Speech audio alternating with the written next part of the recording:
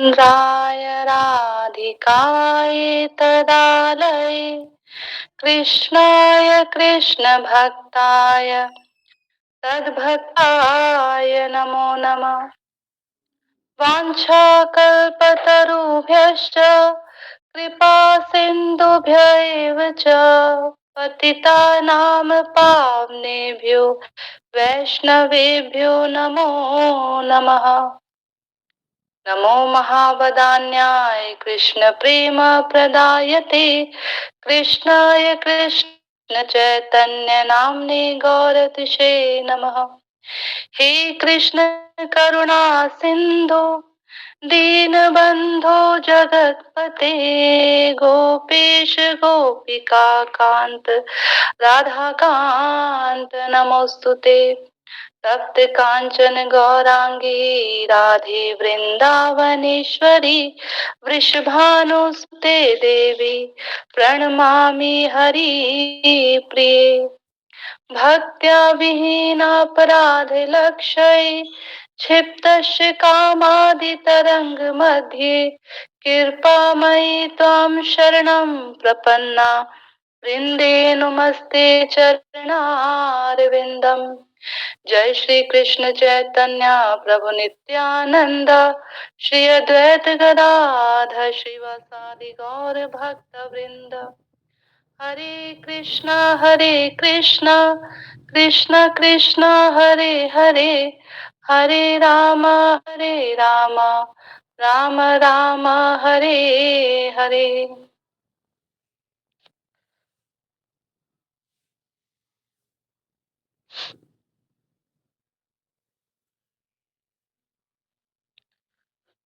हरे कृष्णा।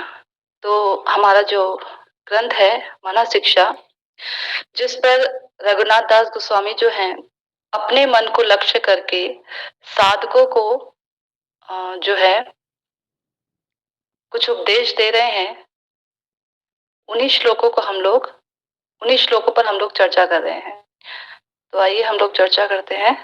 प्रथम श्लोक हमारा चल रहा है और श्लोक है गुरु गोष्ठे गोष्ठालिषु सुजने भूसुर गणे स्वमंत्रे श्री नामनी व्रज नव युव द्वंद शरणे सदा दंभम हित्वा कुरु रतिम अपूर्वम अतितरामये स्वांत भ्रातश्चटुभिर्याचे धृत पदः। अर्थात हे मेरे अबोध अंतःकरण, मेरे प्यारे भैया मन, मैं तुम्हारे चरणों को पकड़कर नम्रता पूर्वक प्रिय वचनों द्वारा यह प्रार्थना करता हूँ कि तुम सर्वतो भावेन दम्भ का परित्याग करके अपने श्री गुरुदेव में, ब्रज धाम में, श्री ब्रजवासी जनों में, श्री वैष्णव जनों में, भूसुर गणों में, भगवान नाम में और ब्रज के नित्य नवीन किशोर किशोरी श्री राधा कृष्ण युगल के शरण में शीघ्र ही नैष्कर्म्य में लोकोत्तर रति का विधान करो। तो पिछले सत्र में हम लोगों का जो है श्री गुरु के चरण कमलों में किस प्रकार से एक साधक की रति होनी चाहिए उसके विषय में हमने चर्चा की थी। गुरु कौन है, कितने प्रकार के गुरु होते हैं, 5 प्रकार के गुरु बताए थे और किस प्रकार से जो है एक सद शिष्य जो होता है उसके लक्षण कैसे होते हैं और सदगुरु जो होते हैं उनके लक्षण कैसे होते हैं, इस पे हमने चर्चा की थी। उसके उपरांत हम लोगों ने ब्रज धाम पर चर्चा की थी। यानी ब्रज धाम जो है वो क्या है, उसका महत्व क्या है। किसी भी जो विषय है, कोई भी विषय है, उसकी महत्वता को जाने बगैर उसके विषय में हम ये जान नहीं सकते कि इसका महत्व कितना है। जब तक हम उसका महत्व नहीं जानेंगे तब तक हमारी उस पर श्रद्धा नहीं होती है। ठीक इसी प्रकार से ब्रज जो धाम है, ब्रज धाम है, उस पर रघुनाथ दास गोस्वामी कहते हैं कि तुम दंभ का परित्याग करके इस ब्रज धाम के प्रति जो है शरणागत हो जाओ, इस ब्रज धाम के प्रति शरणागति को स्वीकार करो। तो जब तक हमें ब्रज धाम का महत्व नहीं पता होगा तब तक हम ब्रज में जो है वास करने की तो दूर की बात है, एक बार जो आ गया वो दोबारा यहाँ का जो वातावरण है, जो यहाँ पर हम देखते हैं अपने बाहरी चक्षु से देखते हैं हम, जिसे ब्रज का महत्व नहीं मालूम है, केवल घूमने के उद्देश्य से आया है, वह देखेगा कि ब्रज की जो गलियां हैं, कितनी संकरी गलियां हैं, कितनी छोटी छोटी गलियां हैं, यहाँ के जो बंदर हैं कितने उत्पाती हैं, और यहाँ पर देखने को मिलेगा कि गंदगी कितनी है, जगह जगह कितना गंदा बिखरा रहता है, कूड़ा बिखरा रहता है। बल्कि जो निकुंज की गलियां हैं, जहाँ से श्री युगल सरकार जो है वो अपनी निकुंजमयी लीलाएं करते हैं, ऐसी गुणतम लीलाएं करते हैं, उन गलियों में जो है कभी कभी जाना, उन संकरी गलियों में जाना कभी कभी इतना दुश्वार हो जाता है कि कभी कभी तो ऐसा होता है कि मुंह बंद करके जाना पड़ता है। हम बाहरी चक्षु से देखते हैं, जब तक हमें इस ब्रज का महत्व ना पता हो, जो प्रथम बार आया हो बिना महत्व जाने, बिना भक्ति के, तो वह ब्रज में केवल यही देखेगा। और ब्रज में घूमने आएगा तो ये प्रेम मंदिर जो है, यहाँ दर्शन करने चले जाएंगे, यहाँ देखने चले जाएंगे। और जो बांके बिहारी हैं, उनकी जो गलियां हैं, वहां पर चाट बड़ी मशहूर है, वहां की जो लस्सी होती है बड़ी मशहूर है, वो पिएंगे और ये सब करके चले जाएंगे बाहरी बाहरी रूप से। यमुना जी के जल को देखेंगे, बड़ा ही जो है जो नाली के पाइप हैं बड़े बड़े, वहां से घर का गंदा पानी आ रहा है और यमुना जी में मिल रहा है, ये दृश्य देखेंगे। आचमन नहीं करेंगे, आचमन करने से घबराएंगे। तो इस प्रकार से ब्रज का वो बाहरी दर्शन करेंगे अपने बाहरी नेत्रों से, अपने बाहरी चक्षु से। कौन? जिन्हें ब्रज का महत्व नहीं मालूम। लेकिन वहीं जो ब्रज में निवास करने वाले ऐसे साधु संत हैं जो कि ब्रज के महत्व को जानते हैं, जो भगवान की एकांतिक भक्ति करते हैं, वो अपने आंतरिक चक्षु से, अपने प्रेममय चक्षु से इस प्रेममय जो ब्रज है उसका दर्शन कर पाते हैं, यथार्थ रूप में उसका दर्शन कर पाते हैं। तो ब्रज का महत्व किससे है? तो इसमें अगले जो बात बताई श्रील रघुनाथ दास गोस्वामी जी ने कि ब्रज धाम जो है उसके प्रति आपको शरणागत होना है। लेकिन कैसे? जो ब्रजवासी जन है, यानी जो ब्रज में निवास करने वाले लोग हैं, उनके प्रति आपको शरणागत होना पड़ेगा, तब तो आप ब्रज में रहना चाहेंगे। जब आपको ब्रजवासियों के ही बारे में महिमा नहीं मालूम तो आप ब्रज में क्यों निवास करेंगे? जैसे कि कोई व्यक्ति अमेरिका में रहना चाहता है, उसको अमेरिका वो क्यों रहना चाहता है, इसके बारे में पहले उसकी महिमा को जानेगा ना, वहां की महिमा को जानकर ही तो वहां रहना पसंद करेगा। ऐसे थोड़े ना आज सोचा और कल चल दिया। क्यों वहां रहना चाहेगा? कहीं हम रहना चाहते हैं तो पहले उस जगह की महत्वता को, कोई उद्देश्य होता है वहां रहने का, इसलिए तो रहते हैं। जैसे कई कई जो होते हैं लोग, उनको पहाड़ी जो इलाके होते हैं वहां बसना पसंद है, वहां रहना पसंद है, घूमने जाना पसंद है। क्यों? तो शांत वातावरण उनको अच्छा लगता है। पहाड़, नदियां, हरी भरी घाटियां, हरे भरे वृक्ष, ये देखना उन्हें अच्छा लगता है, इसलिए वो वहां जाते हैं, वहां रहते हैं, वहां बसते हैं। ऐसे भी होते हैं कि वो, कई तो ऐसे भी होते हैं कि वो पहाड़ में रहने वाले लोग होते हैं, पहाड़ी उन जगहों को छोड़कर ऐसे जो प्लेन जगह होती है वहां रहना जाना पसंद नहीं करते हैं। उन्हें भीड़ भाड़ ऐसी जगह पसंद नहीं आती है। तो महत्व, उसके महत्व पर निर्भर करता है, उसके उद्देश्य पर निर्भर करता है कि वो वहां बसना क्यों चाहता है, उसे जगह क्यों पसंद है। तो ब्रजधाम के प्रति हम शरणागत क्यों हो? क्योंकि ब्रजवासी जो जन है, जो ब्रजवासी लोग हैं, उनसे हमें मालूम पड़ेगा कि ब्रज की महिमा क्या है। ब्रज की भक्ति करना चाहते हैं तो ब्रज में रहने वाले जो लोग हैं वो बताएंगे कि ब्रज का महत्व क्या है। तो ब्रज, असल में जो ब्रज है, ब्रज का महत्व, यूं तो ब्रज में 3 प्रकार के मुख्य मुख्य भाव पाए जाते हैं। तो पांचों रस जो है ब्रज में पाए जाते हैं, लेकिन जो शांत रस है वो सुषुप्त अवस्था में थोड़ा पाया जाता है, जो मतलब देखने को भी नहीं मिलता है, बहुत सुषुप्त अवस्था में पाया जाता है, बहुत सुषुप्त अवस्था में, जो पहला शांत रस है। उसके बाद जो दास्य रस आता है, दास्य रस ब्रज भाव में हर एक भाव के अंदर देखा जाता है। जैसे सख्य भाव में भी दास्य रस मिला हुआ है, वात्सल्य भाव में भी दास्य रस मिला हुआ है, माधुर्य भाव में भी दास्य रस मिला है, लेकिन दास्य रस भी कम, उसमें माधुर्यता अधिक आ जाती है, तो वो दास्य रस नहीं रह जाता, होने पर भी बहुत न्यून मात्रा में ब्रज में दास्य भाव देखा जाता है। उसके बाद आता है सख्य भाव। सख्य रस जो है, सख्य भाव जो है वो ब्रज में देखा जाता है पूर्ण रूप से। अगर हम कहें कि सखा, तो ब्रज के अलावा कृष्ण के सखा द्वारका में भी हैं, द्वारका में भी कृष्ण के सखा हैं, उद्धव आदि हैं, अर्जुन आदि मिलने आते हैं उनसे, वो हैं। मथुरा में भी उनके सखा हैं। तो फिर आप कैसे कह सकते हैं कि ब्रज में पूर्ण रूप से हैं? तो जो उद्धव आदि सखा हैं, जो अर्जुन आदि सखा हैं, इनके अंदर माधुर्य भाव होने के साथ साथ, सख्य भाव में माधुर्य भाव होने के साथ साथ ऐश्वर्य भाव भी है। यानी वो जानते हैं कि कृष्ण जो है वो मतलब एक मनुष्य मैत्री भाव रूप में उनका भाव नहीं है, कृष्ण भगवान है, वो इस बात को जानते हैं, उन्हें ज्ञान है इस बात का।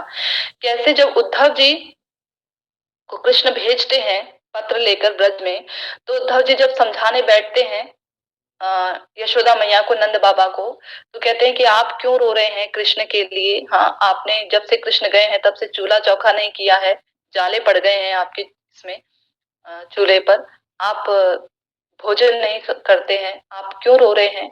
वो तो भगवान है, भगवान है, आप उनको क्यों इस तरीके से उनके लिए रो रहे हैं? आपको तो प्रसन्न होना चाहिए कि भगवान आपके घर आए थे, आपको तो इस बात का अभिमान होना चाहिए, प्रसन्न होने चाहिए।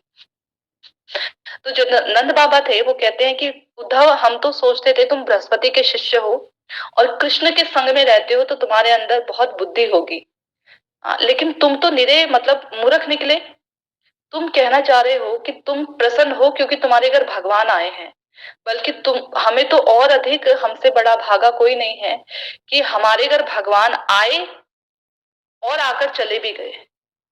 भगवान आए और आकर चले गए, मतलब भगवान हमारे घर ठहरना नहीं चाहते थे, रुकना नहीं चाहते थे, वो हमारी सेवा से प्रसन्न नहीं थे, वो तो ठहरे नहीं, रुके नहीं। तो तुम तो हमसे भी अधिक, मतलब तुम तो निरे मूर्ख निकले। हम तो सोचते थे तुम्हें कृष्ण की संगति मिली होगी तो तुम बुद्धिमान होंगे, बृहस्पति के शिष्य हो, तुम बुद्धिमान होंगे, लेकिन नहीं, ऐसा कुछ नहीं है, तुम तो निरे मूर्ख हो। वहीं पर अर्जुन जब कृष्ण का ऐश्वर्यमय स्वरूप देखते हैं कुरुक्षेत्र की भूमि पर खड़े होकर, तो वो कृष्ण के आगे थोड़ी देर पहले जो सखा थे उनके, जिनसे वो जो है रणभूमि, रण क्षेत्र में उनके साथी बने कृष्ण, उनको अपने, अर्जुन जो है पांव से इशारा कर रहे थे, उन्हें पांव मार रहे थे।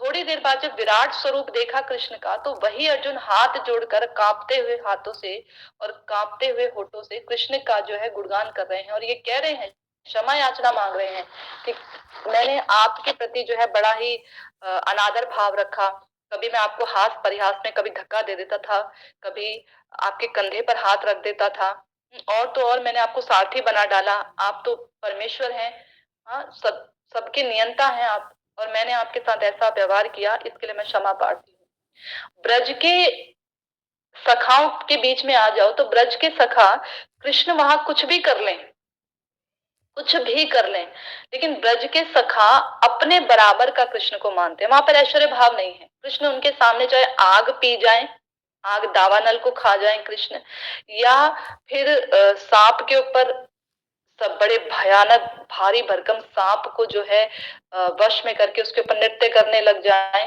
गिरिराज गोवर्धन को उठा ले, कुछ भी कृष्ण कर लें, वहां पर जो उनके सखा है वो कहते हैं ये तो हमारे ही जैसा है, जैसे हम चोरी करने जाते हैं ये भी हमारे साथ चोरी करने जाता है, हमारा ही है, और तो और बल्कि हम इससे कम नहीं है, ये हमसे कम है। तो उनके कंधे पर भी चढ़ जाते हैं, उनको घोड़ा बना देते हैं, उनको जो है उनके साथ उनके घोड़ा बना के उनके कंधों पर दौड़ लगाने लगते हैं। तो इस प्रकार से ब्रज में पूर्ण भाव है सख्य रस का। अब वात्सल्य रस पे आते हैं, सख्य रस पे से ऊपर वात्सल्य रस है। तो वात्सल्य रस पे आते हैं तो हम जानते हैं कि वात्सल्य रस में अगर हम और जगह देखें तो वात्सल्य जो ब्रज में है, वात्सल्य पूर्णतः है, पूर्णतः भाव है वात्सल्य भाव ब्रज में।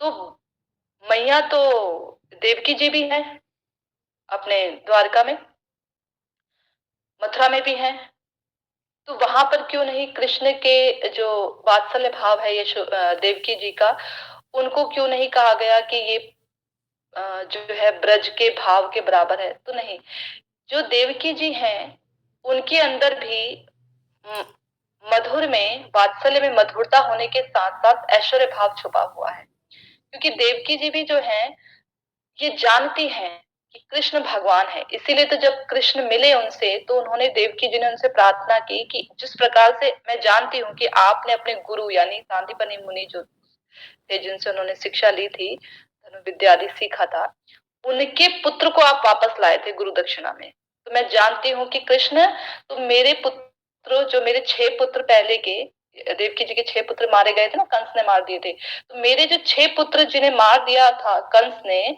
बड़ी निर्दयता के साथ, मैं जानती हूँ कि तुम मेरे उन 6 पुत्रों को वापस ला सकते हो। तो मुझे अपने वो 6 पुत्र चाहिए। मैं उन्हें वात्सल्य प्रेम नहीं दे पाई, उन्हें अपना स्तनपान नहीं करा पाई, तो मुझे वो 6 पुत्र चाहिए। तो कृष्ण ने लाकर दिया। क्यों कृष्ण से ऐसा उन्होंने कहा? क्योंकि वो जानती थी कि कृष्ण भगवान है, यानी पुत्र तो वो मानती थी, लेकिन उससे अधिक भगवान का भाव वो जानती थी कि भगवान है, ऐश्वर्य भाव है उनके अंदर। जब कृष्ण प्रकट हुए थे जेल के अंदर और 4 भुजा में खड़े हो गए थे, तो देवकी जी ने जो है उनके उनके आगे नतमस्तक हो गई थी, हाँ, और सर झुका लिया था देवकी जी ने। वहीं हम यशोदा मैया को देखते हैं ब्रज में, तो यशोदा मैया कभी भी कृष्ण को भगवान नहीं मानती थी। कितने कृष्ण ने ऐसे दिव्य कार्य किए, ऐश्वर्यपूर्ण कार्य किए अपनी योग माया शक्ति के द्वारा। हम देखते हैं प्रसिद्ध जो ये दामोदर लीला है उसमें देखते हैं कि यशोदा मैया बांध रही हैं, बांधना चाह रही है कृष्ण को, लेकिन कृष्ण बंध नहीं रहे हैं। यशोदा मैया भी जानती हैं कि मेरे लाला का पेट कितना सा है, कमर कितनी होगी, इतनी सी मेरे लाला की कमर है, और रस्सी इतनी बड़ी है, बल्कि एक रस्सी नहीं, अपने घर में उनकी जितनी भी रस्सियां पड़ी थी उन्होंने सारी रस्सी मंगवा के बांध दिया था, फिर भी कृष्ण बंधे नहीं। तो उन्होंने कृष्ण को ये नहीं कहा कि तुम भगवान हो, ऐसा कार्य जो है कोई भगवान ही कर सकते हैं या कोई पर तत्व ही कर सकते हैं, ऐसा कार्य कोई साधारण नहीं कर सकता है बालक, ऐसा यशोदा मैया ने नहीं कहा। बल्कि यशोदा मैया हाथ जोड़कर नारायण से प्रार्थना करके कह रही हैं कि हे नारायण, अगर मैंने आज इसको नहीं बांधा, अपने लाल को नहीं बांधा, तो मैं अपनी सखियों के बीच में क्या मुंह दिखाऊंगी कि मेरे से ही जना हुआ मेरा बच्चा मैं इसे बांध नहीं पाई। और अगर मैंने इसे नहीं बांधा, इसे दंड मैंने नहीं दिया आज, तो ये आज छोटी छोटी चोरी करता है, इतना ढीठ हो गया है, इसे डर नहीं रहा मेरा, और इसने जो है इतना बड़ा दही का जो बर्तन था उसको फोड़ दिया, इसे डर नहीं रहा, आज ये छोटी छोटी चोरी कर रहा है, कल ये बड़ी बड़ी चोरी करेगा तो मेरा नाम तो ये मिट्टी में मिला देगा। हम तो ब्रज के राजा है, राजा रानी है ना, नंद बाबा यशोदा मैया, हाँ, तो हम तो ब्रज के राजा रानी है, ये तो हमारा नाम मिट्टी में मिला देगा। तो बांध बांध रही है, उन्हें छड़ी दिखा रही हैं। ये नहीं कह रही है उनके आगे हाथ जोड़कर अरे तुम बंद जाओ बंद जाओ, ये नहीं सोच रही कि कोई मतलब परतत्व होंगे, कोई इनमें ऐसी शक्ति आ गई है, ऐसा कुछ नहीं सोचती। भगवान है, हाँ, मैंने क्यों बांधू? जबकि जब कृष्ण को बांध देती हैं तो बलदेव जी आते हैं, बलदेव जी कहते हैं कि किसने बांधा मेरे भाई को? जानते नहीं हूं कि मैं जो हूँ, मैं जो हूँ अनंत अनंत वासुदेव हूँ, और अभी मैं जो हूँ सबको अपने क्रोध आग्नि से भस्म कर दूंगा।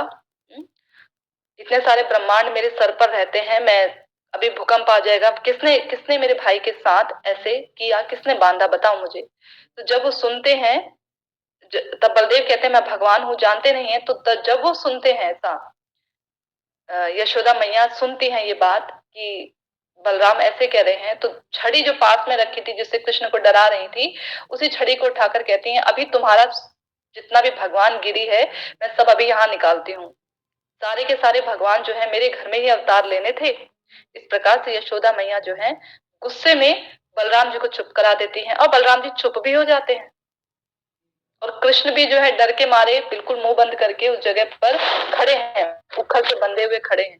और कोई खोल नहीं पा रहा है उन्हें, क्योंकि माता की प्रेम रूपी रस्सी से बंधे हैं। तो जो उनसे कम है, यानी सखा लोग हैं, वो खोलने का प्रयास कर रहे हैं। बलराम जी हैं, वो वात्सल्य प्रेम से कम है बलराम जी, तो उस वो खोल रहे हैं, वो नहीं खोल पा रहे हैं उस रस्सी को, क्योंकि मैया के प्रेम से बंधे हैं।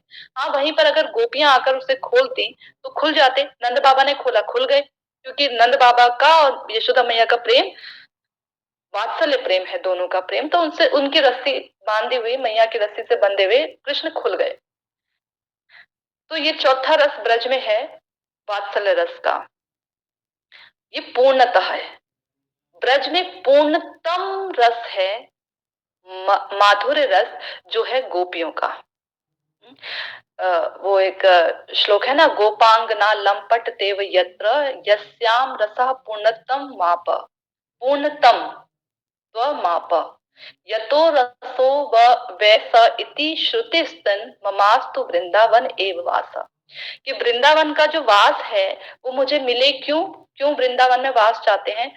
क्योंकि यहाँ पर जो कृष्ण है, जो कृष्ण आत्मा राम है, आप्त काम है, जिनको योगी जन और जो वेद की जो ऋचाएं हैं वो कहती हैं आप्त काम है, ये आत्मा राम है, इन्हें किसी की आवश्यकता नहीं पड़ती, किसी की आवश्यकता नहीं है। वो कृष्ण ब्रज में रहकर उनका एक नया नाम पड़ गया, गोपांगना लंपट दैव।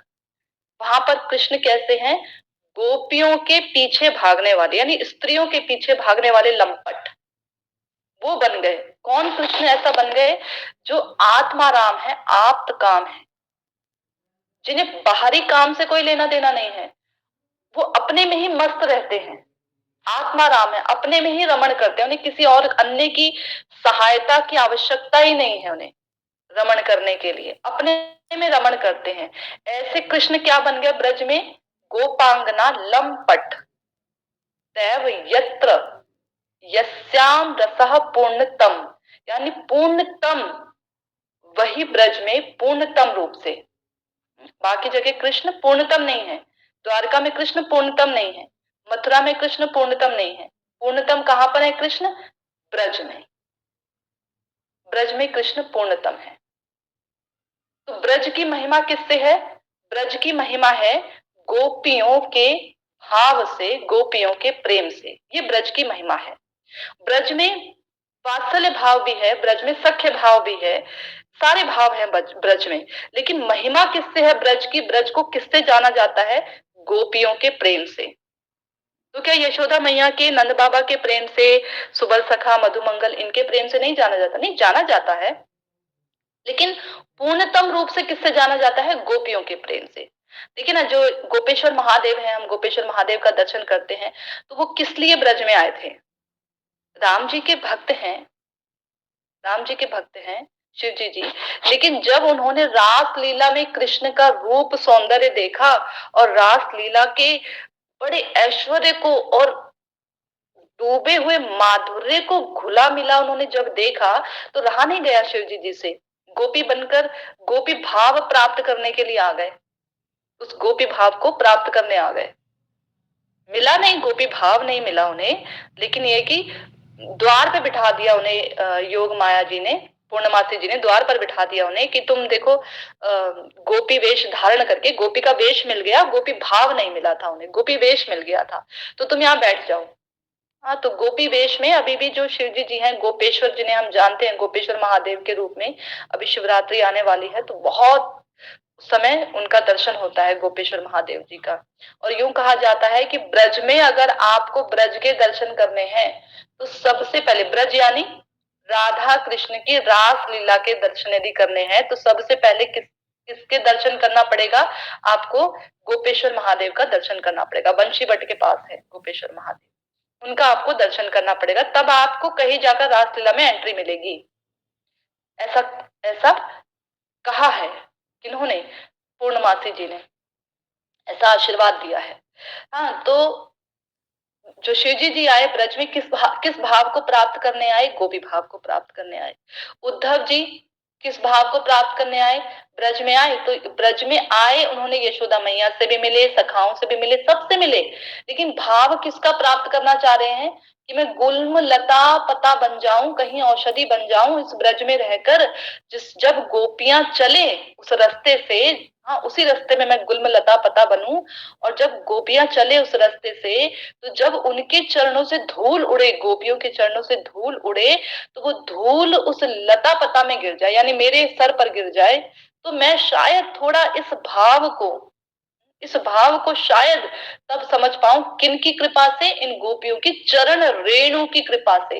ऐसा भी नहीं कहा कि खूब सारा धूल धूसरित हो जाऊं मैं, खूब सारा मतलब धूल ही धूल, मैं धूल से भर जाऊं मतलब पूरा, ऐसा नहीं कहा उन्होंने। बोला उनकी चरण रेणु, एक रेणु, बहुत सारी रेणु नहीं, एक रेणु अगर मेरे सर पर पड़ जाए तो क्या होगा कि मैं उस भाव को समझ सकता हूं। एक रेणु में कितना बल है, देखिए एक रेणु में, ब्रज की एक रेणु में कितना बल है, बहुत सारी नहीं।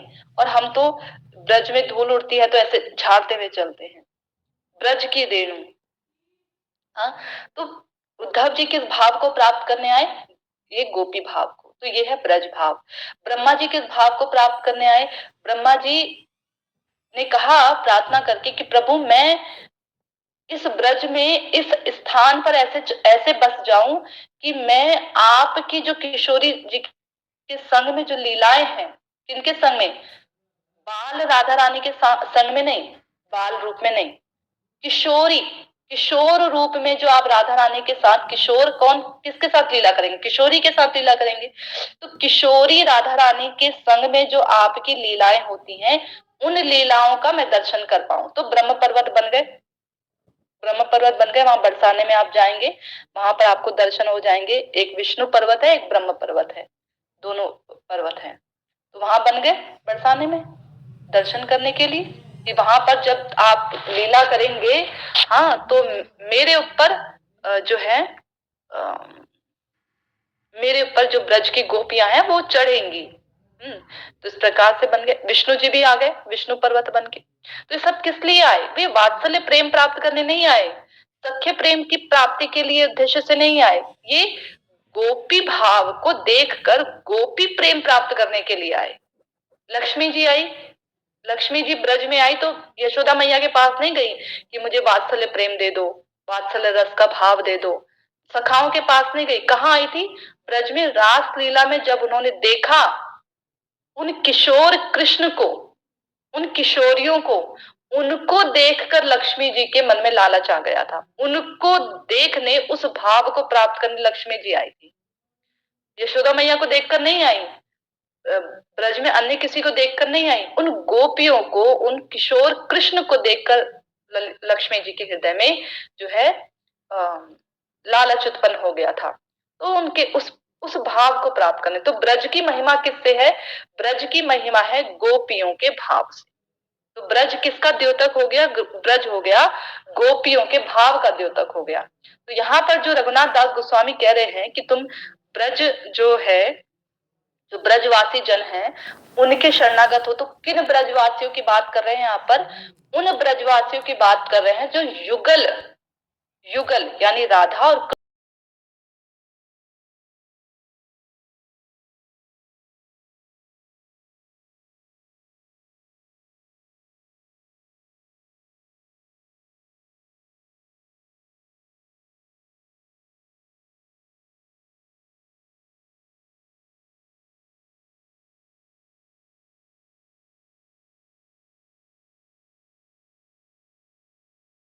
रहने वाले जो लोग हैं, जो ब्रज में रहने वाले लोग हैं और जो युगल सेवा कर रहे हैं, केवल वही शुद्ध रूप से ब्रजवासी हैं। तो ब्रज में तो हम देखते हैं बहुत सारे लोग रहते हैं, तो केवल क्या वही लोग शुद्ध ब्रजवासी हैं जो युगल राधा कृष्ण की सेवा कर रहे हैं? तो बोला हाँ, क्योंकि ब्रज की महिमा है ही गोपियों से हैं, राधा कृष्ण की प्रसन्नता का, उनकी प्रसन्नता का विधान करती हैं। तो उनकी प्रसन्नता के लिए जो सब समय लगे रहते हैं उनका अनुगत्य करना है। जैसे मीरा जी हैं, मीरा जी ने गाया, एक कीर्तन गाया ना मीरा जी ने, मेरे तो गिरधर गोपाल तू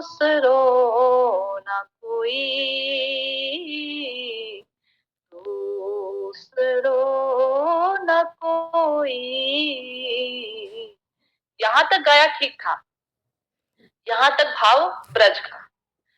लेकिन क्योंकि मीरा जी ने अनुगत्य नहीं किया ठीक ढंग से, वो जीव गोस्वामी पाद जी के पास भी आई हैं। आप जब राधा दामोदर मंदिर में जाएंगे तो वहां पर एक दीवार में लिखा हुआ है जीव गोस्वामी पाद जी के बारे में, जहां पर लिखा है, वहां लिखा है कि मीरा जी भी इनसे मिलने आई थी। तो मीरा जी उनसे मिलने आई थी, लेकिन उसके बावजूद भी उन्होंने जीव गोस्वामी पाद का अनुगत्य नहीं लिया। अनुगत्य यानी उनका विचार नहीं लिया। और तो उसके बाद उन्होंने कहाँ चले गई, वो द्वारिका में चले गई। और उन्होंने क्या गाया, जाके सिर मोर मुकुट मेरो पति सोई। किस भाव में चली गई वो, पति भाव में, महिषी भाव में चली गई वो द्वारका में। इसलिए वो कहाँ चली गई, द्वारका में चली गई। बोला ना, जहां का हमारा उद्देश्य हम वही रहना पसंद करते हैं। तो उनका भाव ही बन गया किस भाव में, कि कृष्ण मेरे पति हैं। तो वो कहाँ चले गए, द्वारका में। तो मीरा जी आई, लेकिन उन्होंने जीव गोस्वामी पाद का अनुसरण नहीं किया, उनका अनुगत्य नहीं किया। तो उस वजह से उनका जो भाव था वो ब्रज की जगह चला गया द्वारका में। तो इस प्रकार से रघुनाथ दास गोस्वामी कह रहे हैं कि जो ब्रजवासी जन हैं, जो केवल युगल सरकार की सेवा में लगे रहते हैं, ऐसे जो ब्रजवासी जन हैं, उन ब्रजवासी जनों का जो है आप शरणागति करो, आप उनकी अनुगत्य, उनका स्वीकार करो। क्यों? क्योंकि उनके हृदय में भोग और मोक्ष की प्राप्ति के लिए लालसा नहीं है। इसकी तो प्राप्ति की लालसा है ही नहीं, इसकी बात तो आप छोड़ ही दो। अपने लिए तो ब्रजवासी कुछ चाहते ही नहीं है, इसके साथ साथ वो वैकुंठ का वास भी नहीं चाहते हैं। ऐसे ब्रजवासी जो हैं वो वैकुंठ का वास भी नहीं चाहते हैं। जब रासलीला में कृष्ण अंतर ध्यान हो गए थे, तो उस समय कृष्ण बीच में चतुर्भुज रूप में आ गए थे, एक बार दर्शन दिए। हाँ, और जब चतुर्भुज रूप में आए तो गोपियां देख रही हैं, ढूंढ रही हैं कृष्ण को, यहाँ वहां ढूंढ रही हैं।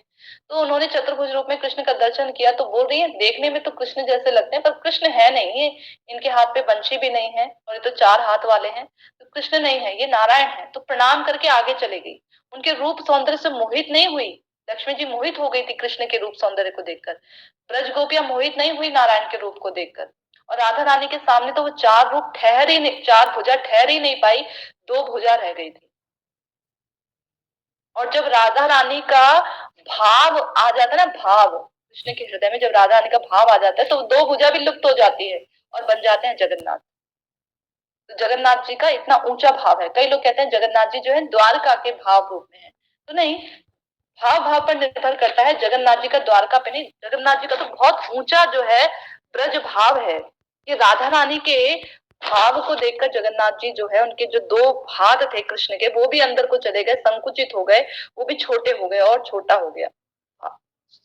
शरीर सिकुड़ गया, जैसे चैतन्य महाप्रभु का शरीर सिकुड़ जाता है, वैसे ही उनका शरीर सिकुड़ गया जगन्नाथ जी का। पांव अंदर चले गए, हाथ अंदर चले गए, आंखें बड़ी बड़ी हो गई भाव देखकर। हाँ, तो इस प्रकार से राधा रानी के भाव में जब ऐसे जाते तो ये उनका नया रूप बन जाता है। तो कहा ब्रजवासी जनों का अनुगत्य करना है। तो जो ब्रजवासी जन है, ये क्यों इनकी महत्ता है, क्योंकि वैकुंठवास की लालसा भी नहीं चाहते हैं, राधा कृष्ण की युगल सेवा ही ये करना चाहते हैं, शरीर से भी और मन से भी। तो ऐसे जो ब्रजवासी जन हैं, आपको उनका अनुगत्य करना है। ये उत्तम भागवत है। ये कौन है, उत्तम भागवत है। 3 प्रकार के भागवत होते हैं, उत्तम भागवत, मध्यम और कनिष्ठ। ये भागवत की कोटि में गिने जा रहे हैं। अभी कनिष्ठ में भी 3 होते हैं, कनिष्ठ कनिष्ठ कनिष्ठ मध्यम, कनिष्ठ उत्तम। ऐसी मध्यम में भी मध्यम कनिष्ठ, मध्यम मध्यम, मध्यम उत्तम। ऐसे उत्तम भागवत की श्रेणी होती है। उत्तम भागवत, उत्तम उत्तम में मध्यम भागवत और उत्तम में कनिष्ठ भागवत श्रेणी होती है। तो ये जो श्रेणी है, ये उत्तम भागवतों की श्रेणी, उत्तम में उत्तम भागवतों की श्रेणी है। और कहा गया उनकी कृपा के बिना रागानुगा भक्ति में आप प्रवेश संभव नहीं है। उनकी कृपा के बिना आप रागानुगा भक्ति में प्रवेश नहीं कर सकते, क्योंकि जो ब्रज का भाव है, ब्रज का भाव यानी गोपी जनों का जो भाव है, वो कैसे मिलेगा, जो गोपियों की अनुगत्य में जब होंगे तब वो भाव मिलेगा। जब गोपियों के अनुगत्य में होंगे तब वो भाव मिलेगा। जो व्यक्ति जहां रह रहा है उसकी महिमा को अधिक बता सकता है, बजाय उसके जो दूर है।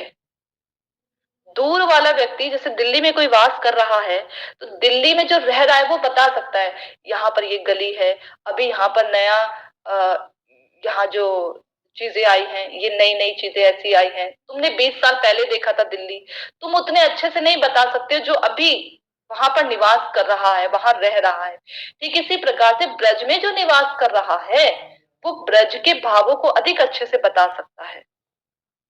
तो ब्रज में कौन निवास कर रहा है, जो जैसे हमारे आचार्य गण हैं, ये जो ललिता सखी आदि, विशाखा सखी आदि हैं, जो सखियां हैं, ये ब्रज में निवास कर रही हैं। गोपियों के भाव की बात हो रही है तो ब्रज में निवास कर रही हैं। ये हमेशा राधा कृष्ण की सेवा में लगी रहती हैं।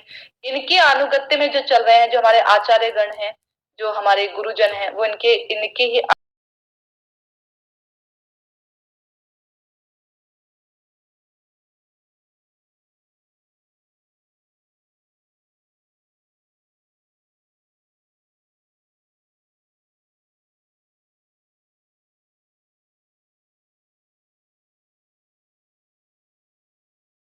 का भक्त हैं।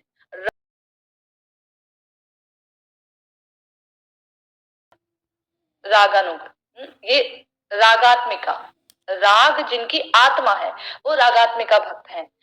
इन्हीं रागात्मिका भक्तों का जो अनुगमन करते हैं वो रागानुगा कहलाते हैं। जो इनका अनुगमन करते हैं, रागात्मिक, जिनकी राग, जिनकी आत्मा राग से बनी है, प्रेम से ही जिनकी आत्मा बनी बनी है, वो है रागात्मिका भक्त। और इन्हीं रागात्मिका भक्तों का जो अनुगत्य करते हैं वो है रागानुग। रागानुग रागानुग भक्त में जब इन्हीं के अनुगत्य में, जैसे हमारे रूप गोस्वामी पाद हैं, हमारे सनातन गोस्वामी पाद है, जब ये इनके इनके अनुगत्य में आते हैं, जिनको हम गौड़ीय कहते हैं, इनके अनुगत्य में आते हैं तो बन जाते हैं रूपानुग भक्त। रूपानुग भक्त ये कौन है, ये मंजरी भाव प्राप्त वाले भक्त।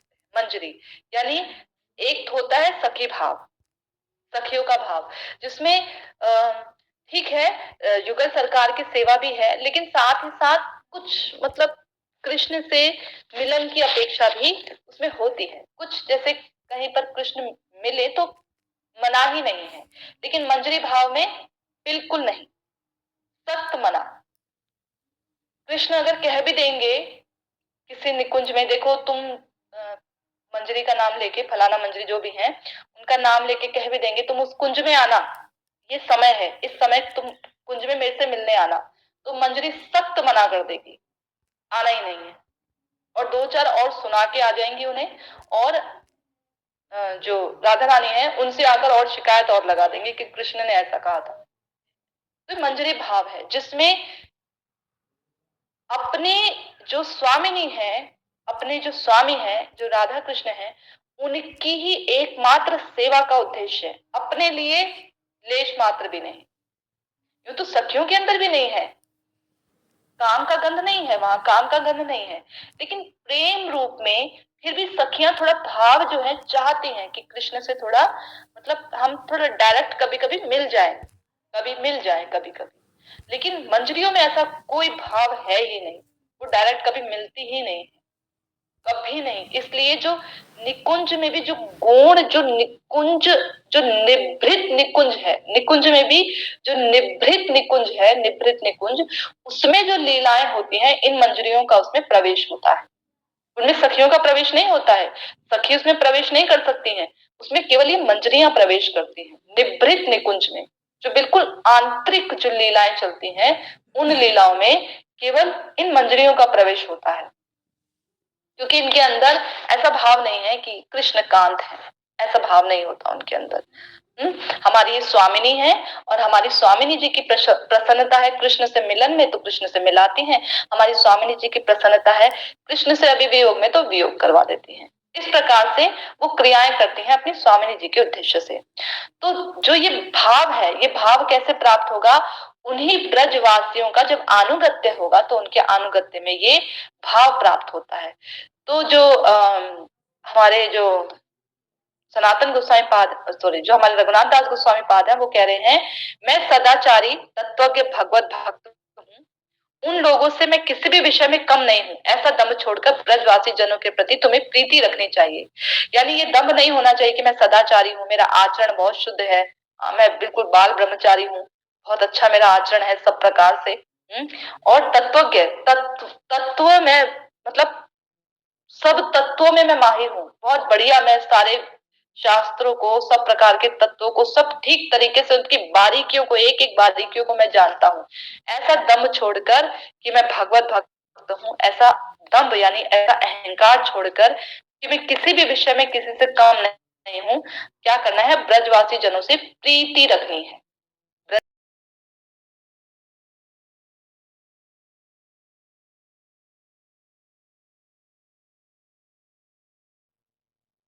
जब हमें उसके वचनों पर श्रद्धा होती है, जिसके वचनों पर श्रद्धा होती है, हमें उससे प्रीति होती है। बिना प्रीति के चाहे महाभागवती भी हमसे आकर हमें भगवत भजन की निगूढ़ बातें बता दे, हम उसका आचरण नहीं करेंगे। भगवान स्वयं आकर बता दे प्रीति नहीं है, नहीं करेंगे। प्रीति है अगर हमें जिस व्यक्ति से, तो हम उसकी श्रद्धा पूर्वक बात सुनते हैं। इसीलिए कहा गया श्रद्धा में बहुत बल होता है। आदो श्रद्धा, भजन का पहला क्या स्तर है? आदो श्रद्धा। श्रद्धा होनी चाहिए भगवान में, भगवत तत्वों में, ग्रंथों में, नाम में, मंत्र में, धाम में। आपको क्या होनी चाहिए? श्रद्धा। श्रद्धा होगी तब आपका काम बनेगा। इसीलिए सबसे पहले बोला गया, सबसे पहले आदो, सबसे पहले श्रद्धा। श्रद्धा नहीं है आपकी, संशय आत्मा विनश्यति, संशय आत्मा का विनाश हो जाता है। वो उसको कभी भी आध्यात्मिक बात समझ में नहीं आएगी।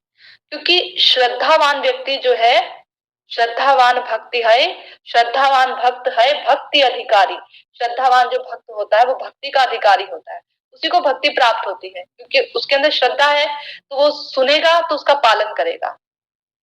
श्रद्धावान व्यक्ति, उसने जिसको सुनता है उसने बोला अच्छा रात है, तो वो रात मान लेगा। अभी रात है तो रात है, सोचना ही नहीं है दिन है, दिन है तो दिन है। चाहे वो गलत भी तत्व क्यों ना बोले, तो उस पर विश्वास है तो उसकी बात पर विश्वास है। सही तत्व वाले व्यक्ति से लड़ जाएगा क्योंकि उसने उस अपनी श्रद्धा, जिसके प्रति श्रद्धा है, उससे उन्होंने सुना है। इतना बल होता है श्रद्धा में। श्रद्धा, यही श्रद्धा एक दिन प्रगाढ़ होकर निष्ठा का रूप ले लेती है। इतना बल होता है श्रद्धा में कि ये श्रद्धा हो गई कि कृष्ण भगवान है, तो फिर चाहे ये श्रद्धा हो जाने पर फिर चाहे कोई किसी भी संप्रदाय का उठकर आ जाए, कितने भी हमें तत्वज्ञ बातें सुना ले, हम उस श्रद्धा से डिग नहीं सकते। क्यों? श्रद्धा हो गई है इस वचन पर कि कृष्ण भगवान है। अब इस बात से हम डिग नहीं सकते। कोई भी आ जाए, चाहे वो कितने भी हमको आके संस्कृत में श्लोकों की झड़ियां हमारे ऊपर लगा दे, कुछ भी हमको बता दे, हम विश्वास करेंगे ही नहीं। क्यों? क्योंकि श्रद्धा है। श्रद्धा है। सुन सकते हैं, मानेंगे नहीं। सुन सकते हैं, बल नहीं है, अगर वचनों को उसके काटने का बल नहीं है तो सुन सकते हैं, पर हृदय से मानेंगे नहीं। ये है। तो बोला प्रीति कैसे आएगी? बोला प्रीति आएगी जब हमारी इस पर श्रद्धा होती है। ये श्रद्धा कैसे आती है? अचानक से कहीं बाजार में तो श्रद्धा मिलती नहीं कि 1 किलो श्रद्धा दे दो, 2 किलो श्रद्धा दे दो। बाजार में तो श्रद्धा मिलती नहीं है कि हमको जो है इस शास्त्र के ऊपर श्रद्धा चाहिए, तो बाजार में फेंके पैसे और ले आए श्रद्धा खरीद के। तो श्रद्धा कैसे?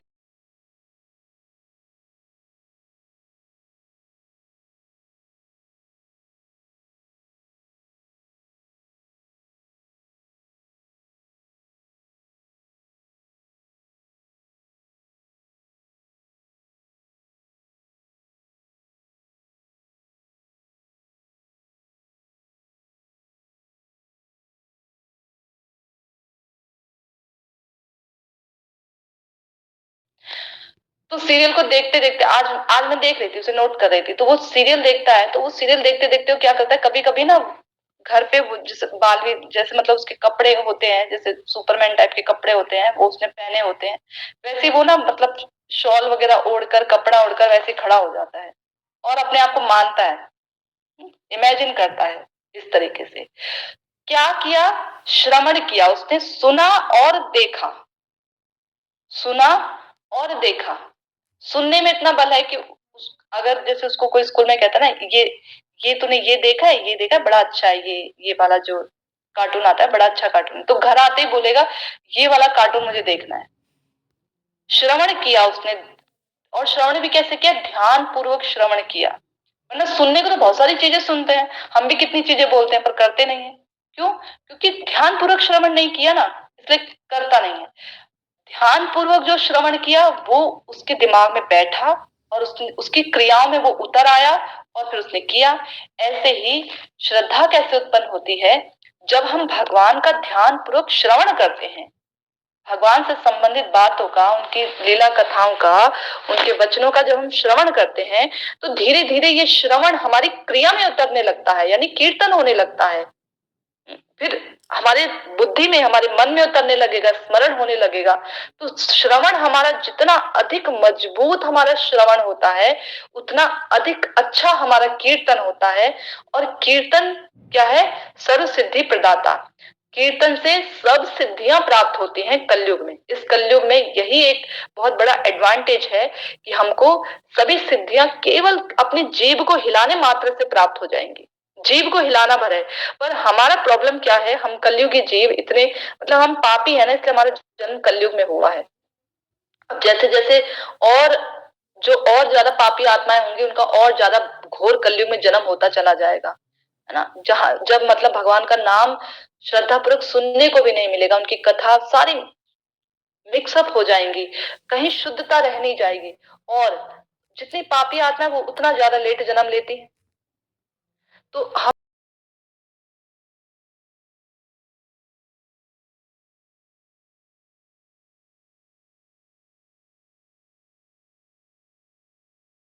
जीभ भी नहीं हिलाते हैं। जीभ भी हम हमें हिलाने को बोला, सौभाग्य है हमारा कि हमें गुरुजी ने हरे नाम की माला दी और हमें बोला कि जीभ हिलाओ। और हम वो उतना काउंटर पे गिनकर जीभ हिलाते हैं कि 4 माला जितना जीभ हिलाएंगे, 6 माला जितना जीभ हिलाएंगे, भारी हो गया। 2 माला जितना भी जीभ हमसे नहीं हिल पा रहा है, भारी हो गया। अब इतना भार हो जाता है हमारा जीभ हिलाना भी। मतलब जीभ हिलाकर कृष्ण मिल सकते हैं और वो जीभ हिलाना भी हमें भारी हो जाता है। हम गिन के हिलाते हैं, 2 माला जितना हमने अपना जीभ हिला लिया। और जो पूरे दिन भर हम जो जीभ हिलाते रहते हैं, इतना बोलते रहते हैं, उसका उसका हम कोई हिसाब किताब नहीं लगाते। लेकिन माला करनी है उसका हिसाब किताब हम लगाते हैं। अच्छा इतनी माला करनी है, इतनी माला करनी है, इतनी माला करनी है, उसका हिसाब किताब हम पूरा रखते हैं। लेकिन पूरे दिन भर में हम कितना जीभ हिला देते हैं उसका हिसाब किताब हम